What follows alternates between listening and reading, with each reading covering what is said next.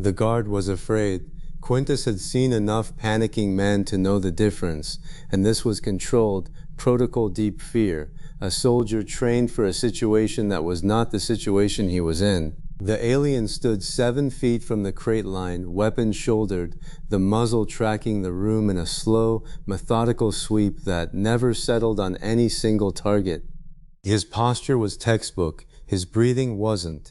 Quintus sat down on a cargo crate. He placed his hands on his knees, palms flat, fingers loose. He let his shoulders settle. He looked at the guard. The guard looked at Quintus. The holding bay hummed around them, recycled air pushing through overhead ducts, the low vibration of the ship's guts somewhere beneath the floor, the murmur and shuffle of roughly 40 human bodies in various states of shock, injury, and furious disorientation. The sodium orange light made everything look like the inside of a kiln. It smelled like sweat and the chemical flatness of whatever the combine pumped through the ventilation. Something designed, Quintus suspected, to keep cargo sedated. He could feel it in the back of his throat, a faint numbness that wanted to be fatigued. He ignored it. The guard's weapon hummed, some kind of directed energy. Quintus had seen a version of it in the corridor, the pulse that had knocked one of the captives into a wall and held him there until he stopped moving. Non-lethal. The guard's authorization, whatever it was, did not extend to killing merchandise. That was useful information. Quintus sat. The guard stood. Neither of them moved. You have your protocol, Quintus thought. I have watched men follow protocol when the protocol was already dead. I have seen centuries hold formation on a bridge that was falling into a river because nobody with sufficient rank had told them to stop. And you will stand there because your instructions say stand there. And you will wait for backup because your instructions say wait for backup. And your backup is not coming because the man who broke the door killed 2 of your colleagues. And there is a sound in this ship that was not here an hour ago. The sound of people who have stopped being afraid of you. He waited. The guard's weapon tracked left, tracked right, settled on Quintus again. The alien's face was unreadable in the way all combine faces were unreadable. Too many hard planes, eyes set too wide apart, the skin a gray blue that absorbed the amber light and gave nothing back. But the hands Quintus could read. The hands gripped the weapon a fraction too tight. The weight shifted from one foot to the other, left, right, left again, with the rhythm of a man who wanted to be somewhere else. You have 3 choices, Quintus said. Latin. The words came easy and quiet and absolutely calm. You can try me, you can wait for your patrol, or you can step back and let someone else file the report. The guard did not understand a single word. The tone did the work. Quintus watched the alien's grip shift. Watch the weight settle. Watch the calculation happen behind those wide-set eyes. The equation of a functionary who had been told what the cargo was and what the cargo could do, and who was now running the numbers against the fact that the cargo was looking at him without expression and had not moved. The guard stepped back 3 paces until his spine met the wall beside the bay's secondary access panel. He kept his weapon up. He kept his eyes on Quintus, but his feet had chosen, and his feet had chosen the wall. Secondary protocol. Hold position. Await reinforcement. Do not escalate without authorization. The guard would stand there and wait for someone with a higher clearance to tell him what the situation was. He would wait for a very long time. It was a victory that looked like nothing at all. Quintus noted it the way he had noted every victory in 40 years of service, without celebration, with immediate forward assessment. The guard was neutralized, a variable postponed, not resolved. He kept an eye on postponed variables. He stood up from the crate. The door is always the easy part, he thought, surveying the holding bay. Everyone celebrates the door. The 5 minutes after the door is when you find out if you have a breakout or a riot. 40 people, give or take. Quintus moved through them the way he had moved through replacement cohorts on the eastern frontier, watching, not speaking, because speech required a shared language, and he shared a language with exactly none of these people. The way a man held himself told you everything. Whether he had been a fighter before this, whether he was injured, whether he was thinking about the next 5 minutes, or still trapped in the last 5. The holding bay was open and industrial, a broad rectangle of gray deck plate and amber light. The crate lines formed rough channels through the space.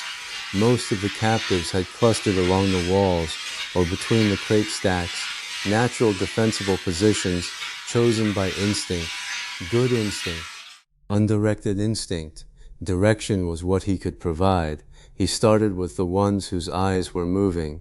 A man near the forward crate line, broad-chested, dark-skinned, sitting upright with his back straight and his hands resting on his thighs. His eyes tracked the room in a sweep that had the discipline of habit. When Quintus stopped in front of him, the man looked up. Quintus pointed to the man, then pointed to a position near the bay's main entrance. The man hesitated for a count of 2, assessing, then stood and walked to where Quintus had indicated. Quintus moved to the next, a woman near the secondary wall, compact, scarred hands, watching everything with the focused stillness of someone who had spent her life reading the intentions of things that could kill her. The tracker from the corridor. She had been at the back of the group during the movement from the cells, and she had been the first to notice when the patrol drone changed its route. When Ice didn't point at her, he simply caught her eye and looked toward the junction corridor that led away from the bay. She was already watching it. She nodded once and moved to cover the corridor mouth. One by one, gesture and direction. Some of them understood immediately. They had been waiting for exactly this, for someone to stand up and have a plan and begin executing it with the calm certainty that said, "This is what we are doing now." Some took a moment, needed a second gesture, needed to watch someone else stand first. That was fine. You did not need everyone to be first. You needed enough firsts to make the seconds feel like they were joining something that was already working. He placed the big Northman and the scarred fighter near the front. Simple logic. They were already armed with salvaged combine equipment. They had already killed in the corridor, and their bodies broadcast violence the way a fire broadcasts heat. The Northman, the one who had torn the cell door out of its mounting, held a length of metal conduit, like it was a natural extension of his arm. The scarred one, smaller, leaner, carried a piece of combine drone casing with edges he had already sharpened against the deck plate. Neither of them needed to be told what the front was for. They went. They placed the young woman, the one who touched the ship's systems like she could hear them, near the woman who was teaching herself the combine language. He did not explain why. Within the hour they would understand. The woman learning to speak to the ship and the woman learning to read it were the two most valuable people in the bay, and everything between them and the corridor needed to be bodies. The young woman stared at Quintus when he gestured her into position. She said something, her language clipped and modern sounding, with the cadence of someone who was processing fear by cataloging it. I think that was an org chart, she said to the woman beside her, who could not understand her either. Did he just make an org chart at us? The tone was bewildered, slightly delighted. Quintus didn't understand the words, but he understood the register, someone who had just recognized a system and found it funny. He moved on, person by person, group by group. He did not give orders because orders required language. He gave structure, and the structure was a language older than any tongue he'd ever spoken. You stand here. You stand with her. Can you walk? Show me. Good. You, stay near these two. Each person got one clear gesture. Each gesture said, I see what you can do, and I have a place for you to do it.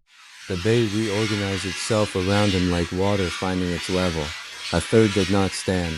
Quintus paused near the rear crate line and looked at them. 9, perhaps 10 figures still seated or lying along the back wall.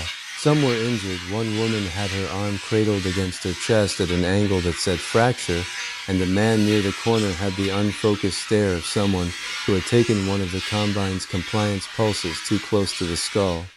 Others were intact in body. They were simply still, sitting with their backs to the wall, eyes open, breathing steady, present but unreachable, injured, fearful, or too far into whatever they do instead of hope, Quintus thought. I cannot carry them. The ones who stand know that. Some of them are grateful. He did not go back to them. He did not argue or coax or shame. You could not pour will into another person. You could only show them what was possible and trust their own weight to bring them upright or keep them down. He had seen it in every camp, every forced march, every cohort that had taken losses. There was a line between the people who would move and the people who would not, and the line was invisible and absolute and had nothing to do with courage. He turned his back on them and walked toward the front. He acknowledged them as beyond his reach right now and moved to the problem he could solve. 31. Quintus stood at the center of the bay and looked at what he had built. 3 clusters, each with a clear roll holder at its center. The Northman and the scarred fighter anchoring the vanguard, 7 others with them who had the build or the bearing of people who had fought something before today. The tracker holding the junction corridor, 4 others with her who moved quietly and watched the angles. The ship reader and the word learner in the 3rd cluster, surrounded by the rest, the body of the column, the ones who would move and carry and hold what needed holding. 81 people, 3 groups, no shared language, no shared history, no shared anything except the fact that they had been taken from their lives and put in boxes, and the boxes had not held. It would do, it would have to do. Hattori came from the side corridor. Quintus saw the movement first, a shadow shifting in the junction passage that the tracker was covering. The tracker went still, her hand dropping to the sharpened edge she carried. Then the figure stepped into the amber light, and the tracker's hand eased, because whoever this man was, he moved like someone who expected to be seen and was unconcerned about it. He was not tall. He carried himself as though height were irrelevant, which, in Quintus's experience, meant he had decided his other qualities compensated for it. He wore the same featureless combine garment they all wore, but he wore it like borrowed clothing that he intended to return in worse condition than he'd received it. The valves swept the bay in a single pass, the 3 groups, the positions, the guards still backed against the wall, the corridor mouths, the ones who hadn't stood. He had not been in the main holding bay. He had come from somewhere else, a direction that suggested he'd been watching the patrol routes and the movement patterns in the adjacent corridors, mapping the ship's nervous system from a vantage point none of them had thought to claim. Exactly the position I would have chosen for intelligence gathering, Quintus thought.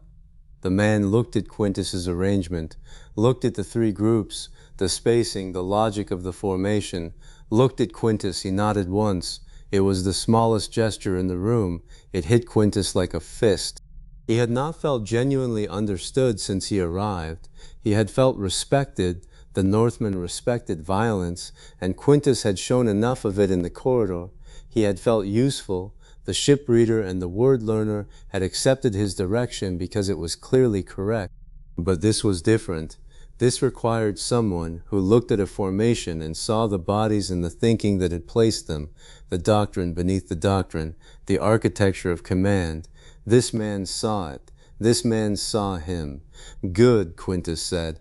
Latin, 1 word. The man could not possibly have understood it. He understood it anyway. They stood together, both looking at the formation. 2 commanders from different armies, separated by 1,500 years and more distance than either of them could calculate. It did not matter. The assessment was the same. The formation was correct. The people were as ready as they were going to get. The next thing that happened would happen to all of them together. Quintus felt something settle in his chest, a tightness that had been there since the cell, since the corridor, since the moment the world ended and was replaced by this humming amber hell, finally loosening. He recognized it, the knowledge that he was not the only one carrying the weight. Then the tracker moved. It was subtle. The woman watching the junction corridor went from still to very still, in the way Quintus had learned to read it for a while. Her light shifted, her eyes fixed on a point in the corridor. Her hand came up, not a wave but a stop. Hold. Something is different. The new men saw it at the same moment Quintus did. They both turned. The sound came a breath later. receiver than the light mechanical hum of the patrol drone they had been tracking. Multiple footfalls, coordinated, moving with purpose, and beneath the footfalls, a deeper sound, a vibration Quintus felt through the deck plate before he heard it through the air.